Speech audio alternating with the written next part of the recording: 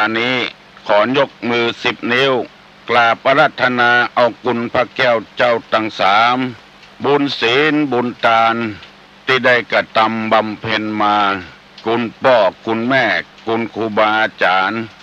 เสื้อวัดเสื้อบ้านเสื้อเมืองพระสยามเทวาธิราชสิ่งศักดิ์สิทธิ์ทั้งหลายอันมีพระบรมธาตุเจ้าดอยสุเทพ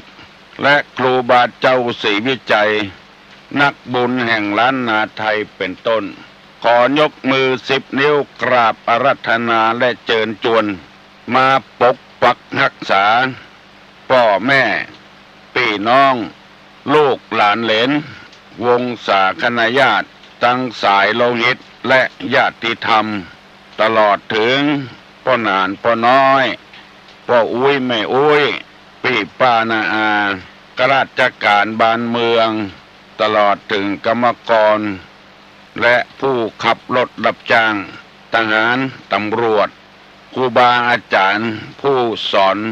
และเอกละอ่อนทุกท่านของก็ได้มีความสุขกายและสุขใจ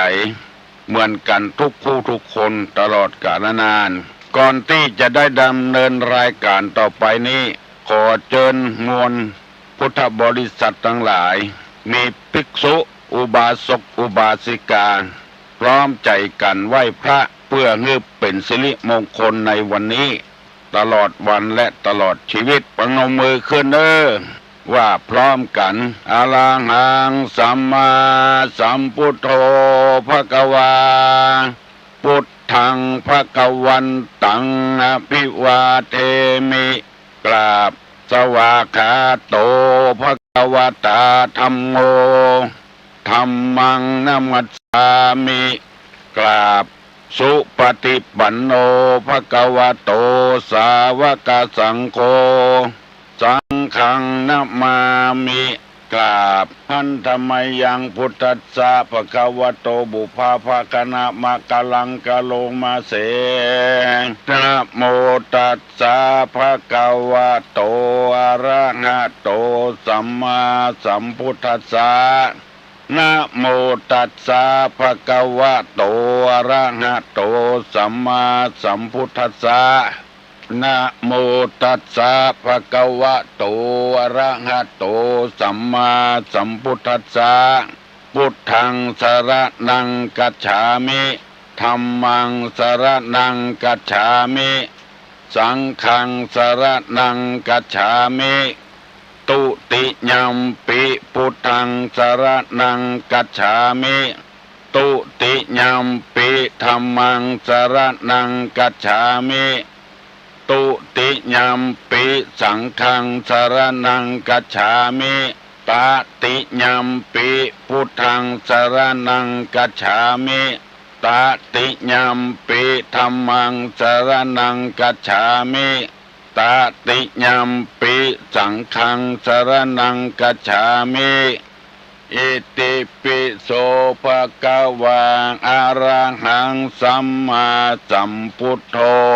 มิจฉาจารณะสัมปันโนสุขโตโลกาวิทูอนุตตโลปุริสะธรรมสารถิสัทธาเทวะมนุษสานังพุทโธภควาติสวากขาโตภควตาธัมโมสันติทิโกอากาลิโกเอหิปัสสิโกโอปัญญิโกปัจจตังเวทิตโพวินโยหิติสุปฏิปันโนภควโตสาวกสังโฆอุจุปฏิปันโนภควโตสาวกสังโฆญาญาปฏิปันโนภควโตสาวกสังโฆสามิจิปฏิปันโนภควโตสาวกสังโฆญาติตังจัตตาลิปุริสายุคานิอัฏฐาปุริสาปุคลาเอสาภควโตสาวกสังโฆ อาหุไนโยปาหุไนโยทักขิไนโย อัญจลิกาลนิโยอนุตตลังปุญญเขตังโลกัสสติกราบหนึ่งกราบสองกราบสามกาเลนะธรรมัสสวนังเอตัมมังคารมุตตะมังมาแล้วเน้อมาแถมแล้วเสียงก้องเสียงก้องเสียงมองต่ำเข้าเสียงตุเจ้าเทศนาธรรมมาถึงบ้านมาถึงเฮือนมาถึงในเฮือนมาถึงในมุ้งมาถึงที่นอนมาถึงเตาไฟครัวไฟมาถึงห้องน้ำมาถึงในรถมาถึงกุฏิกุฏังมาถึงบ้านถึงจองของพี่น้องทั้งหลายพร้อมกันนี้ฝนก็มาด้วยกันเพื่อให้พี่น้องทั้งหลายบ่ได้ขาดรายการฝนจะตกฟ้าบ่ห้องก็มาอยู่ให้ยังบ่ลุกก็ขำที่นอนนั่นก็เนิ่งได้ลุกแล้วก็แล้วไปวันนี้จะได้นำเอาธรรมกรรมสั่งสอนในทางพระพุทธศาสนามาเสนอให้พี่น้องทั้งหลายได้สดับรับฟังเช่นเคยถึงฝนจะตกก็บัญญังทำเพื่อมวลชนเพราะรายการเฮานี้ห้องว่าธรรมะเพื่อประชาชนบ่มีวันเสาร์บ่มีวันอาทิตย์บ่มีวันพระนอกจากจะอาพาธดำเนินรายการบ่ได้ก็จะต้องหยุดกันท่องพี่น้องทั้งหลายตุลงขอย้ำอันเก่านั้นว่ามีความจำเป็นอย่างยิ่งที่คนเฮาจะต้องมีคุณธรรมประจำตัวบอกว่าคนนั้นจะเป็นไผบ่ใช่ว่านับอยู่ดับกินจะเป็นพ่อเป็นแม่ต้องมีคุณธรรมของพ่อของแม่เพื่อลูกเพื่อเต้าเพราะลูกคือดวงใจของพ่อของแม่ถ้าเราบ่มีคุณธรรมลูกก็จะได้ข้อมูลที่เราทำที่บดีจะได้รับสิ่งบดีนั่นไปสืบเชื้อสืบสายไปถึงหลานถึงเหลนถ้าได้รับข้อมูลที่ถูกต้องลูกก็จะเป็นคนดีสืบถึงหลานถึงเหลนอย่างที่เราทำมานี่อาจจะได้เชื้อพ่อพ่องเชื้อแม่พ่องที่เราได้ยินกรรมคนบะเก่าเป็นว่าบานายเชื้อพ่ออีนายเชื้อแม่เชื้อจะได้เชื้อลูกขวายเชื้อขี้ค้านเชื้อแอวดีเชื้อเล่นการพนันเชื้อกินเหล้าอย่างป้อสปะสปืนเพราะฉะนั้นในฐานะที่เราเป็นพ่อเป็นแม่จะต้องให้ข้อมูลที่ถูกต้องกับลูกต้องมีคุณธรรมของพ่อของแม่ไว้ใจลูกก็เช่นเดียวกันจะต้องมีคุณธรรมของลูกเพราะลูกเป็นดวงตาของพ่อของแม่เป็นดวงใจของพ่อของแม่เมื่อบ่กี่วันนี้ได้ยินวิทยุเปิ้นลงว่าครูแขวนคอตายครูที่สอนนักเรียนนี่นะแขวนคอตายเพราะว่ามีลูก2 คน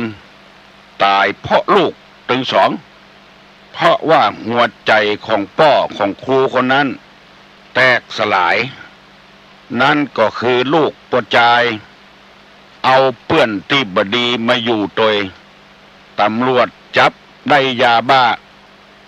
ซึ่งจะปฏิเสธบ่ได้เพราะได้ในห้องนอนเมื่อลูกตัวใจถูกจับ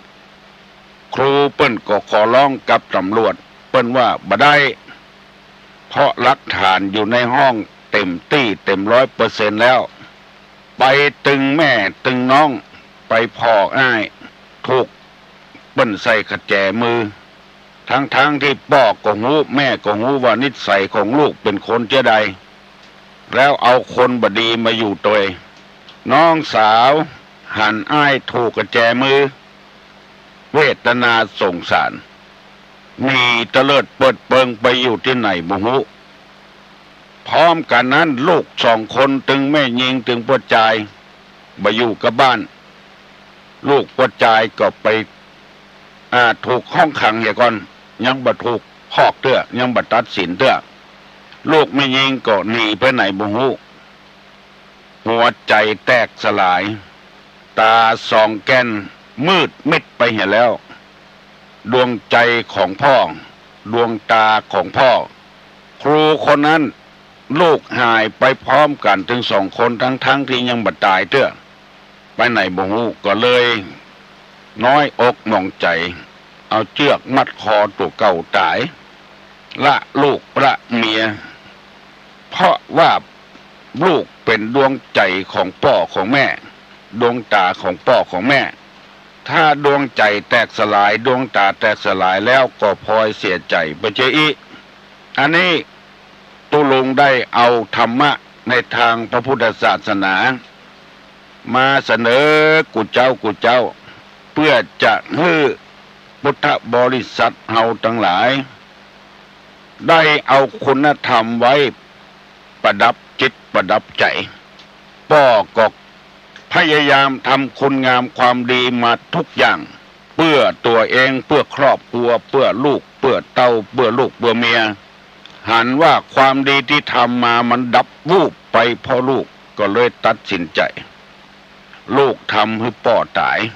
อันนี้เป็นคุณธรรมดวดตัดสินถ้าครูคนนั้นปฏิบัติตามหลักธรรมพุทธศาสนาก็จะบัดตายเตื้อเพราะตัดสินใจเวยลำไปมันความดีมันดับบุกไปเหี่ยพร้อมกันถึงลูกไม่ยิงถึงลูกประจายอันนี้แหละท่านผู้ฟังที่ฮักที่เคารพที่นับถือทั้งหลายมีความจำเป็นเป็นอย่างยิ่งที่เฮาจะต้องมีคุณธรรมไว้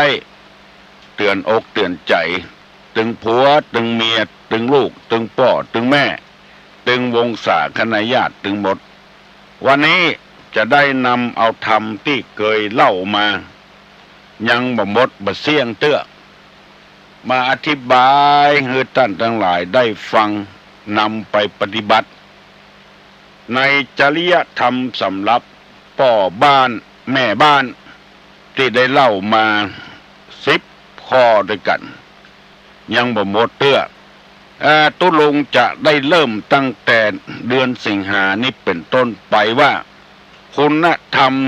จริยธรรมของพ่อบ้านแม่บ้าน10 ข้อเนี่ยมีไอ้หยังพ่องถ้าไผ่ตอบได้ถึง10 ข้อตั้งจุดปฏิบัติการวิทยุชุมชนมูลนิธิบุญญาภรณ์จะให้รางวัลเป็นกำลังใจรางวัลที่ว่านั้นเป็นรูปของตุลุงติดกรอบเรียบร้อยไผ่ได้ถึง10 ข้อนั้นจะได้มอบรูปให้ในสายแรกที่สุดมีอย่างพ่องถ้ามันจบแล้วตุลุงจะได้มอบรูปที่เป็นตุเจ้าหนุ่มๆอยู่เอาไปไว้กับบ้านกับจองจะเริ่มตั้งแต่เดือนสิงหานี้เป็นต้นไปเพราะว่าเป็นเดือนแม่ของชาติข้อหนึ่งตุลุงได้บอกไปว่าไฟในจะไปนำออกข้อที่2ว่าไฟนอกจะไปนำเข้าได้แค่นี้ก็พอใจละข้อที่3รู้จักตอบแทนแก่ผู้ที่เคยให้หรือรู้จักให้อันนี้นะถ้าตอบได้นะ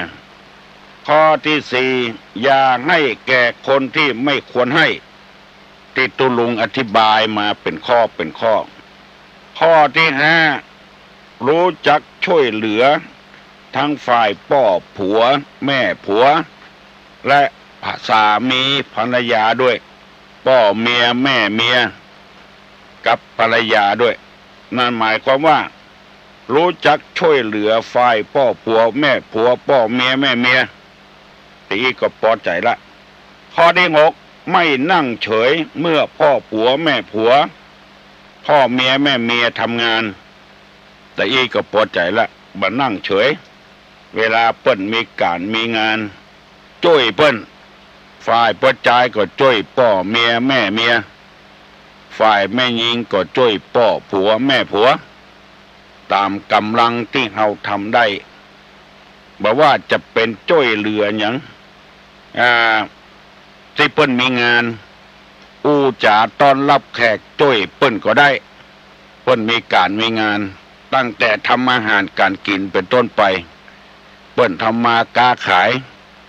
พ่อผัวแม่ผัวพ่อเมียแม่เมียเปิ้นมีงานค้าขายพ่อชายก็ช่วยพ่อเมียแม่เมียแม่หญิงก็ช่วยพ่อผัวแม่ผัวเป็นต้นรู้จักช่วยเหลือไม่นั่งเฉยเมื่อเปิ้นมีงานข้อที่เจ็ดนี้บอกว่าไม่บริโภคก่อนพ่อผัวแม่ผัวพ่อเมียแม่เมียคือบักกินก่อนซ่อนลุนดังได้อธิบายไปแล้วข้อที่เจ็ดเมื่อตะวาข้อที่แปดนี่เปิ้นบอกว่าตื่นก่อนนอนทีหลังคือเปิ้นนอนแล้วหมดแล้วเฮาเจนจะนอนเวลาเจ้าตื่นก่อนพ่อผัวแม่ผัวพ่อเมียแม่เมียตื่นก่อนนอนทีหลังแต่อีก็พอใจละข้อที่แปดนี่นะตื่นก่อนนอนทีหลังและก็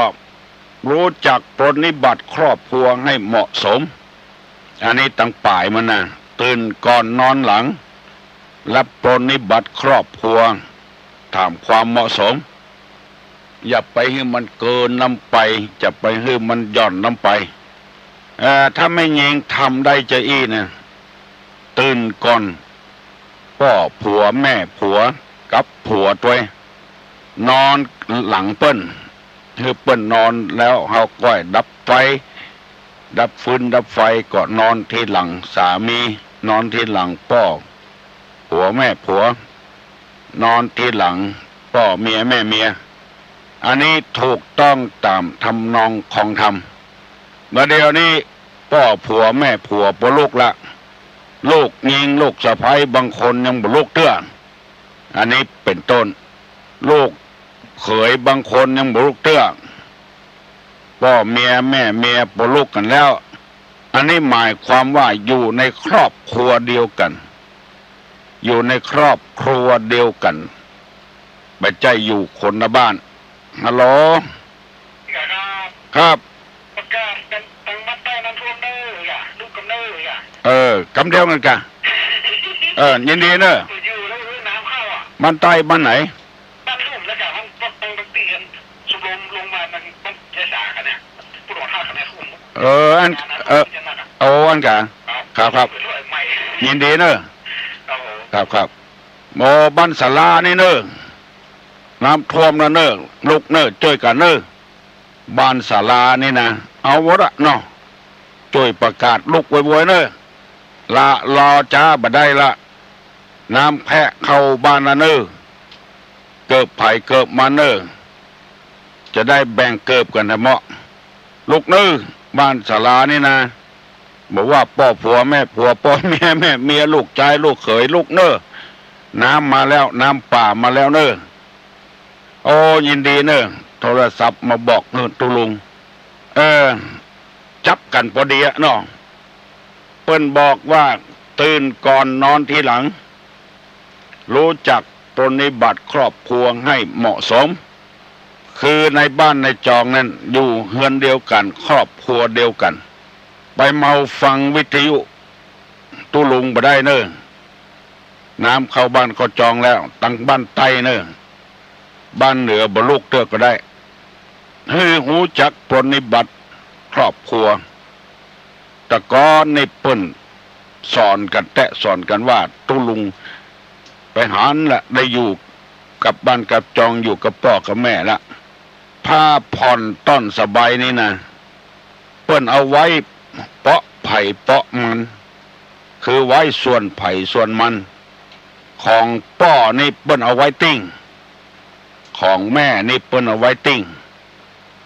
สุมากับพี่น้องเอาอาเถอะเปิ้นจะมีสาของไผ่ของมันนะเปิ้นฮ้องว่าสาสิ้น ขอโทษเถอะอู้กำต่ำไปหน่อยผมปันแตะเปิ้นถึงมีสาสิ้นของเปิ้นสาเตียวก็มีติ้งเปิ้นบ่เอาของปวดใจไม่ยิงมาเปาะกัน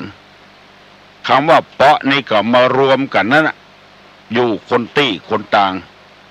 ถ้าบ้านใดจองใดสามารถทำเชื้ออีได้นะมันจะมีความสุข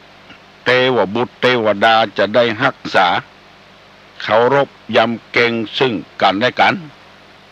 บัดเดียวนี้ถ้ามันจะบ่เป็นอย่างนั้นเอารวมตัวกันทำบ้านทำจองให้มีความสุขให้มีประโยชน์ทำครอบครัวให้เหมาะสมอย่าไปเกินฐานะของตัวลำไปถ้าเกินฐานะของตัวลำไปมันจะอิดมรุน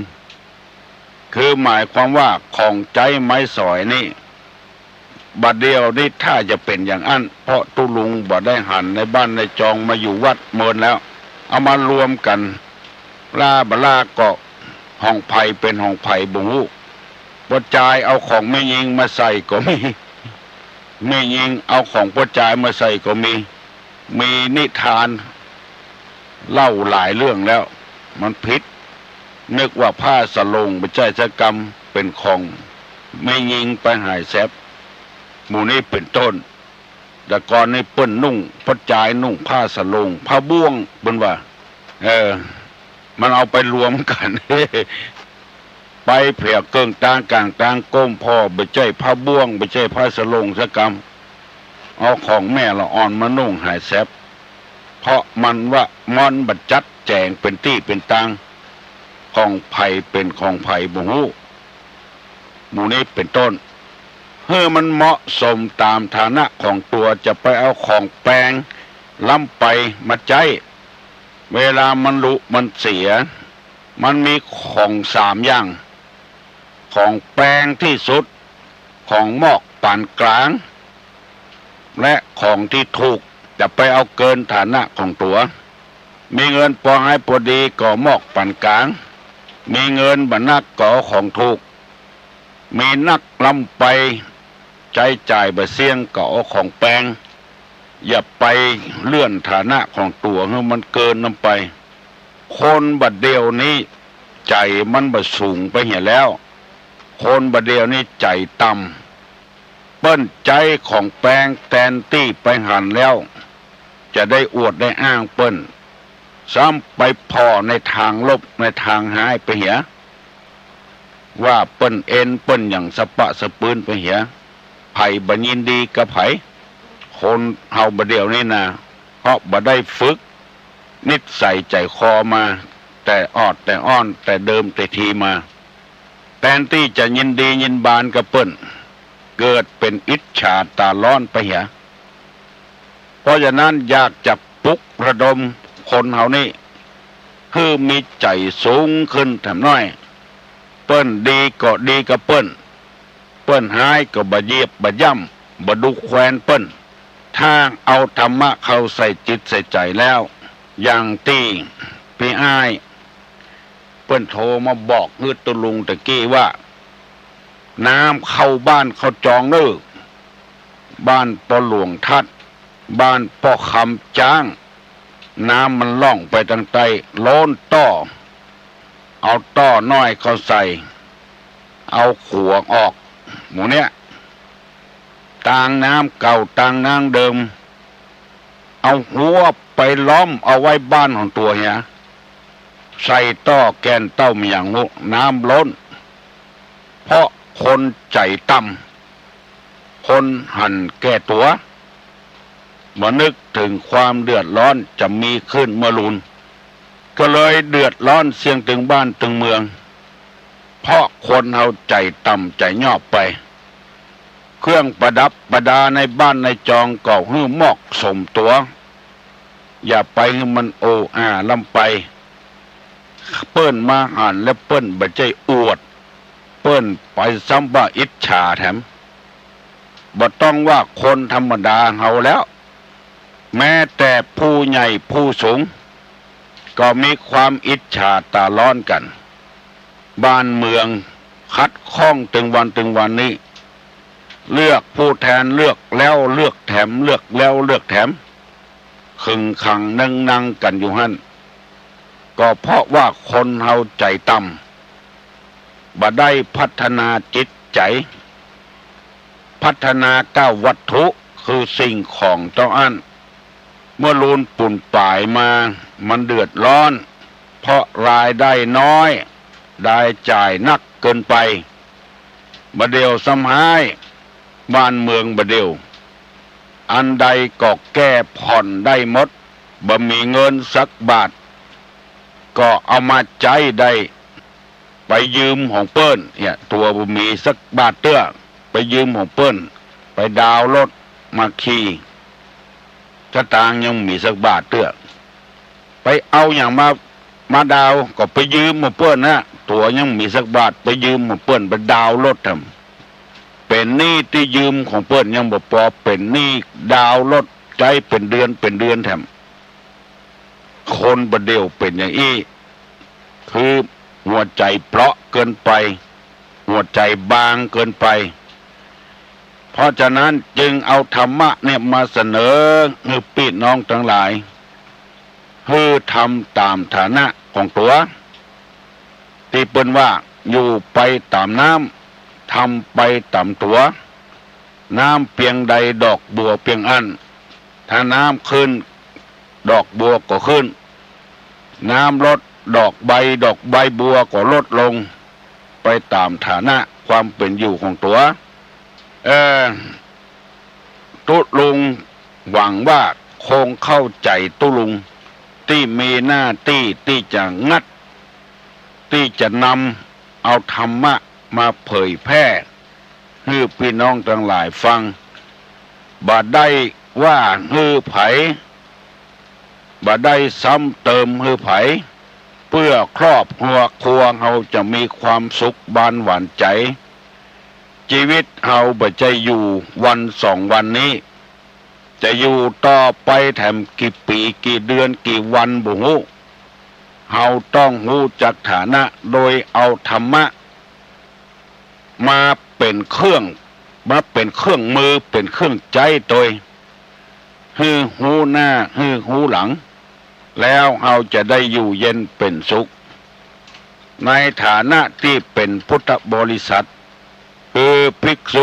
ษุณีอุบาสกอุบาสิกาภิกษุมีหน้าที่อะไรภิกษุมีหน้าที่ในทางพระพุทธศาสนาก็เคยศึกษาเล่าเรียนเมื่อศึกษาได้แล้วก็นำมาปฏิบัติเมื่อปฏิบัติถูกต้องแล้วก็ไปสอนคนอื่นเพราะฉะนั้นตุลุงจึงมีหน้าที่ในการนำเอาคำสอนในศาสนาไปสอนคนอื่นต่อเพื่อให้คนอื่นจะได้มีความสุขอย่างตัวที่ได้รับทุกวันนี้การใช้การจ่ายก็ต้องประหยัดอยู่กับเปิ้นกินกับเปิ้นก็ต้องปฏิบัติตามในหลักธรรมเพื่อเปิ้นจะได้มาเปิ้งพระอาศัยอันใดเฮาก็ฮือได้สมใจจะบวชจะเปกการไปซื้อผ้าซื้อครัวในกาดมันแปลงมาปูจาเอาฮือได้บาทบ่มีฮือได้ช่วยเหลือไปทางนี้ประหยัดของใจของสอยในวัดในวาเป็นถ้วยเป็นจ้อนเป็นแก้วเป็นเสื้อเป็นศาสตร์เมื่อศรัทธาต้องการใจฮือได้ทันทีถ้ามาเมื่อลุนเปิ้นยืมไปก่อนอันนั้นก็ช่วยเหลือยังบ่ได้ตัวมาเมื่อลุนก็บ่ต้องโคตรต้องเกลียดด้วยกันอันนี้เอาห้องว่าประหยัดของวัดไว้ที่ศรัทธาเอามาตานเป็นเสื้อเป็นศาสตร์เป็นโต๊ะตั้งมานั่งเก้าอี้เฮาก็ยังปฏิบัติอยู่บ่ใจว่าบ่เก็บบ่เคลียร์สุรุ่ยสุร่ายต้องการอันใดก็บ่ได้เฮาทำแล้วปฏิบัติแล้ว ช่วยเหลือคนได้อยู่หมู่นี้เป็นต้นตายเป็นแม่เน่าคนทุกข์คนยากไปซื้อลงซื้อลองมันแปลงเฮาก็ช่วยได้อยู่เข้ามาวัดก็ช่วยได้อยู่บ่มีงัวใส่ล้อบ่มีควายไถนามายืมงัววัดมายืมควายวัดก็ฮื้อได้อยู่เพราะเฮาปฏิบัติมาแล้วเมื่อปฏิบัติได้แล้วก็นำไปเผยแพร่ให้คนอื่นที่ยังบ่ได้ใจได้สอยเตื้อก็ได้ใจได้สอยต่อไปวันนี้ตุลุงนำมาเสนอให้พี่น้องทั้งหลายฟังมาถึงข้อที่8ตื่นก่อนนอนทีหลังแล้วก็รู้จักปรนนิบัติครอบครัวให้เหมาะสมจะไปเกินฐานะภัยตี้ยังบลุกเห็นตุเจ้าวัดเมืองมางมาเดียวอารวาสกับตุลุงห้องเปิ้นลูกมาเจ้าเพ้อแล้วว่ามันเป็นยังไงเพิ่นก็ว่าดีกะเป็นการเตือนสติเจ้าบ้านที่ยังหมกบุญอยู่กับรับกับนอนอยู่เป็นวันที่จะออกการออกงานถ้าไปจ้างกัน5 นาที10 นาทีมันเสียเวลาเปิ้นจัดนักแล้วเนี่ยอย่างจะบัดตันแล้วภัยที่ยังบ่ลุกเห็นเด็กกำพร้าชาติหน้าจะเกิดเป็นอะไรภัยตอบได้ตอบมาตุอุ้ยพอจะคิดได้พ่องละภัยตอบได้ตอบมา053-121-058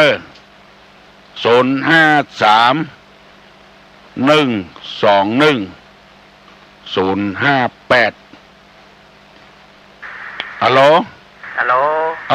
ครับขอถามปัญหาครับทำให้งาม2 อย่างน่ะมันมีอย่างพ่องนอถามละออนครับแต่ยะนอไผ่ตอบได้เด็กกำพร้าชาติหน้าจะเป็นอะไรทำที่ทำให้คนงามมี2 อย่างอันอย่างพ่องอันนี้เป็นต่างธรรมะไผ่ตอบได้ตอบมาเด็กกำพร้าชาติหน้าจะเกิดเป็นอะไรทำให้คนเรางาม2 อย่างอะไรบ้างไผ่ได้ตอบมากับจริยธรรมพ่อบ้านแม่บ้าน10 อย่างตัวลุงอธิบายมาแล้วได้7 ข้อ8 ข้อแล้วยังแถม2 ข้อจะได้อธิบายต่อไปจะเริ่มตั้งแต่เดือนสิงหาเดือนหน้านี่ฮัลโหลต้องตอบได้กับตัวลุงได้กะตอบเนาะตอบเลยนามให้งาน2 อย่างก็คือขันติความอดทนโสรจะคือความพยายามจ้าถูกต้องแล้วยินดีนะน้องจ้าเจริญพรทำให้งาม2 อย่างขันติความอดทนโสรจะความเสงี่ยมคนใดมีความอดทนกับความสงบเสงี่ยมเนี่ยเพิ่นฮ้องว่าเป็นคนงามถึงรูปร่างบางงามแต่งามได้จิตได้ใจฮัลโหลนมัสการเจ้าเจริญพรเจ้าฮัลโหลเจ้าข้อมีอันข้อ2ข้อ3หลังใดก็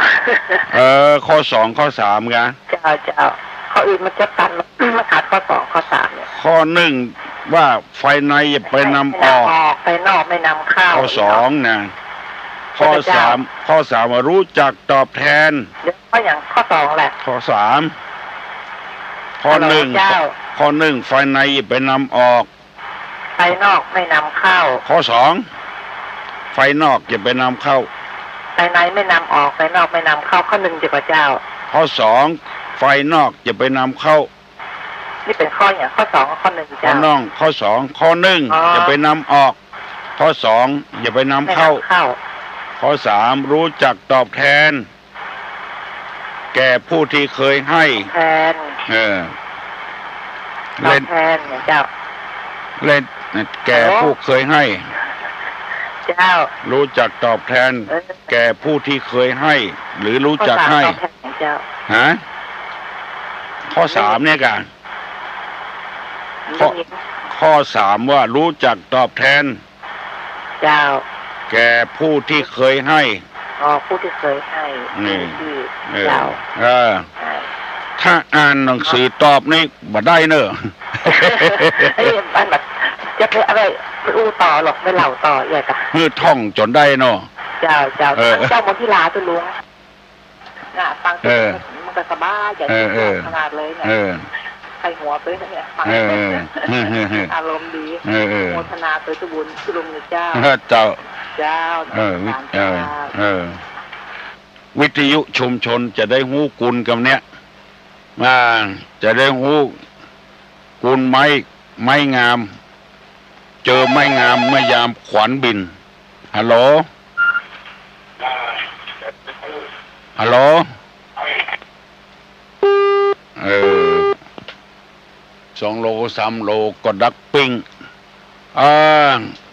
คนจะงาม เพราะความอดทนกับความสงบเสงี่ยมไม่ใช่จุนจานแม่ยิงจะงามนี่ไม่ใช่ว่านั่งกินเหล้าในบาร์นะครับนะเมาเบลอะเตอะตะนะบัดสงบเสงี่ยมแม่ยิงที่งามหัวใจที่งามสงบเสงี่ยมและมีความอดทนขันติคือความอดทนทนลำบากทนตรากตรำทนต่อความเจ็บใจในที่สุดมาก็จะชนะรอท่าฟังรัฐบาลชุดหน้านี่ก่อนอดทนสปะไผ่ว่าอย่างบอกว่าอย่างตอบแล้วใส่ร้ายป้ายสีกูยังจะมีความงามในทีหลังฮัลโหล ครับไว้สาถามปัญหาสองข้อครับ ธรรมที่มีอุปการะมาก2 อย่างคืออย่างสองข้อ ครับ โปรดตอบแท ครั น บ เวลานี้ฝ่ายตอบมาตอบเน้อธรรมที่มีอุปการะมาก2 อย่างคืออะไรบ้าง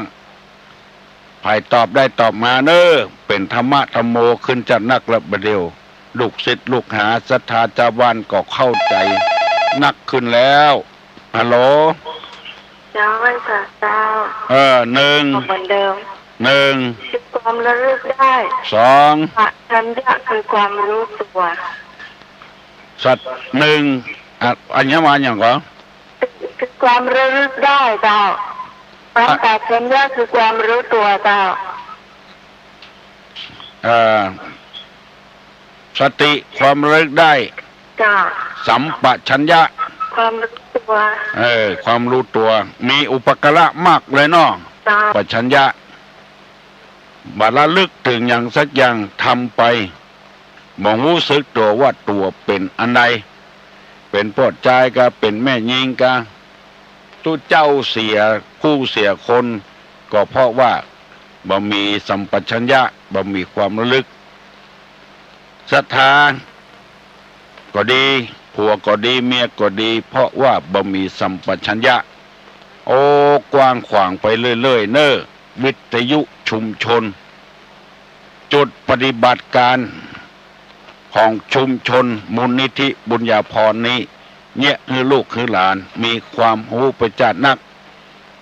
ภัยยังบัดตอบปัญหาของน้องป๊อบคำเตื้อก้าเด็กกำพร้าชาติหน้าจะเป็นอะไรภัยตอบได้ตอบฮือตุลุงมาเนอ0531210058ตื่นตัวกันเนอ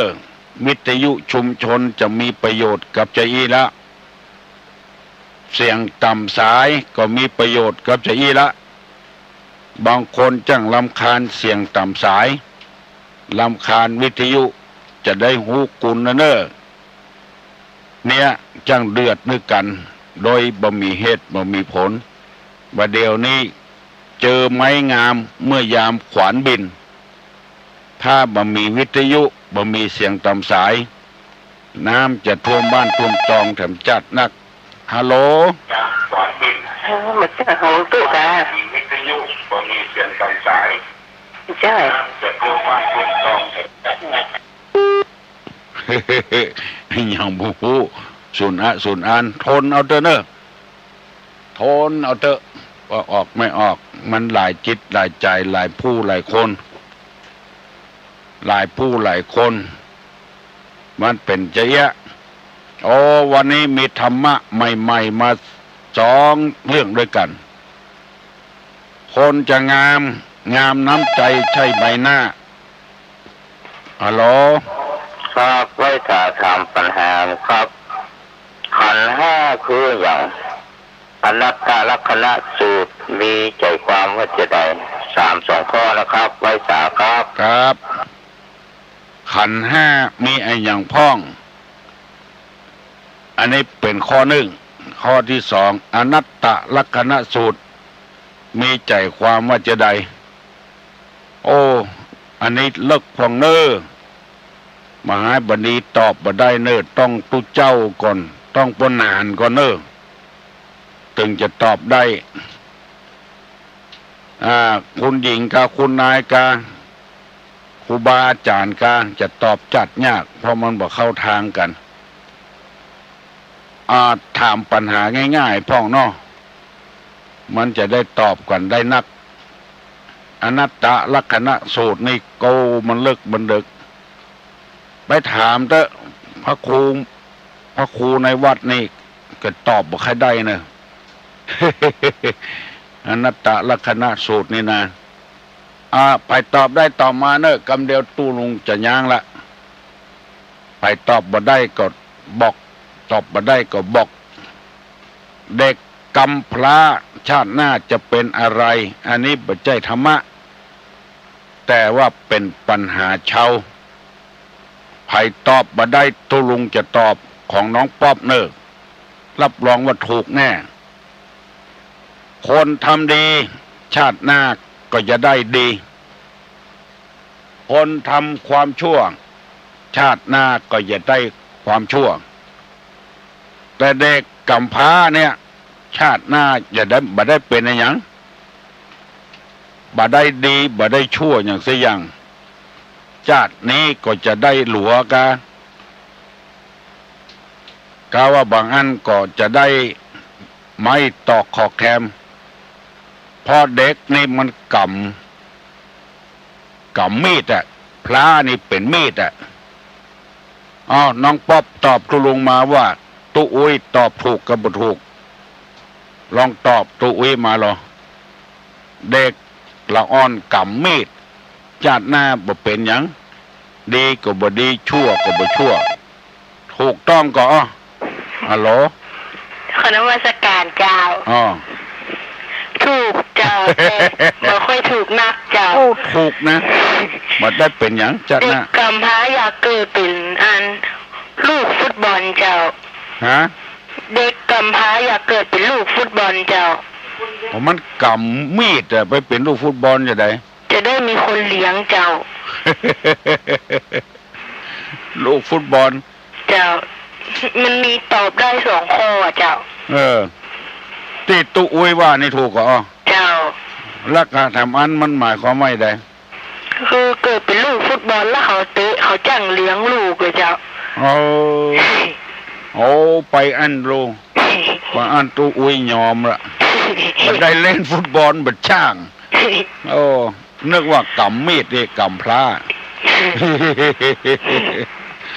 ชาติหน้าเป็นอย่างก็ลูกฟุตบอลเจ้าเป็นฟุตบอลเจ้าเลี้ยงลูกเนาะเจ้าเลี้ยงลูกฟุตบอลน้องขอถามตุอุ้ยเห็นข้อเหรอถามว่าตายายอยู่ด้วยกันมาได้เลี้ยงเป็ดเลี้ยงไก่แล้วจะเอาไข่ที่ไหนมากินเจ้าซื้อก็มาจ่ายเจ้าเฉลยเลยพระเจ้าเลี้ยงไก่จะบ่ได้เลี้ยงเป็ดแต่เลี้ยงไก่ตายายอยู่กับกันบ่ได้เลี้ยงเป็ดเลี้ยงไก่เล่นอย่างอีโรยอมเลยวันนี้การละอ่อนยอมน้องเจ้ายอมน้องป๊อบละวันนี้นะยกมือไหว้เนอะปั่นปอนเนอะเว้ยมาแถม เอาใจกันฮัลโหล กราบนมัสการเจ้า ค่ะท่านผู้ลงเจ้า เจ้า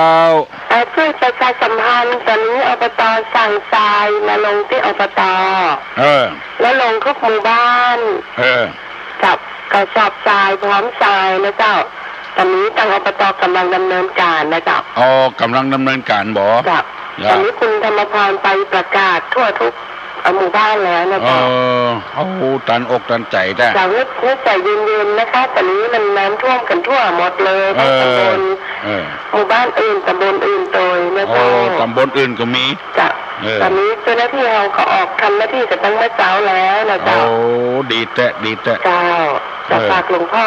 เจ้าประชาสัมพันธ์จากการบรรณาธิการเจ้าเจริญพรฮัลโหลเอาไว้ฝากเจ้าตุลุงเจ้าต้องตอบปัญหาเปิ่นก้างหนึ่งนะหนูจะถูกต่อขันห้าเจ้าตุลุงมีรูปเวทนาสัญญาสังขารวิญญาณเจ้าตุลุงเจ้าอนัตตาเนี่ยหรออนัตตานี่น้องมาหูความหมายมาหูความหมายแต่ว่าถ้าเป็นแถมอย่างหนึ่งที่เป็นเธอจะมี3พี่น้องนั่นพอจะหูอยู่อันยังที่ประเทศเธอจะ3พี่น้องใจความมันอันนั้นพอจะหูอยู่แต่อันนี้อนัตตานี่มาหูจริงๆจ้ะมาหูก็เป็นยังยกมือไหว้เนอตุลงจะปั่นปอนละสัพปีติโยวิวัจจันตุสัพพะโรโควินัสตุมาเตภวะตวนตลาโยสุขีที่คายุโกภวะอภิวาทธนะสีลิสนิจจังวุธาปจายโนจัตตาโลธรรมาวัฏันติอายุวันโนสุขังพลัง